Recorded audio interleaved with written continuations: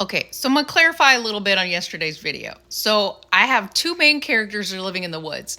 And I realized, should I mention that they're using a bucket or squatting in the woods to go to the bathroom? And I'm just like, is that important information to add to the story? And I kept thinking to myself, I was like, this is not important. This is not important. Why do I need to tell people that they're squatting in the woods to go to the bathroom? And I was like, I didn't think that it moved the story. So I was like, but in an instance where, like they're getting up and going on with their day, it's like, okay, I'm sorry, but I think anybody who can get up out of bed and just go on about their day without going to the bathroom first, I think that's just crazy. Nobody can do that.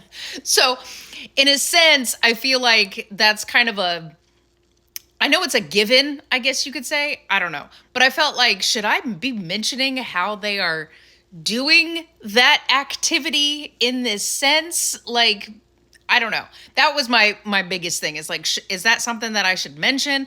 But I've noticed that a lot of people had said that, unless it actually moves the story along, there's really no reason to mention it.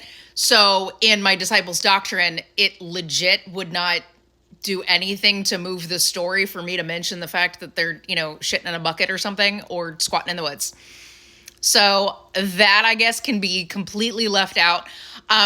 And the thing about eating and stuff, I was glad that someone had mentioned this too, because that was one thing, because I had been told previously that I mentioned too many times that they're eating. But when an incident like, a body is found while they're having, their dinner or whatever, that's something worth mentioning, because that's when the body is found. So people are starting to discuss it while they're sitting there eating and stuff, so that I can understand. But like in the disciples' doctrine, I was like, they're mentioning way too many times of how much, what they're eating, but there's nothing that goes with it. Like there's no reason to mention it.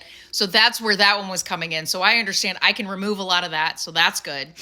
I've noticed also that I am an underwriter. So whenever I go back through and do my edits, a lot more description gets written in.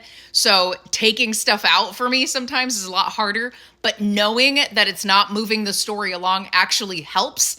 And I want to say thank you to everyone who responded, because it actually helped a lot to be able to make this story as perfect as I want it to be.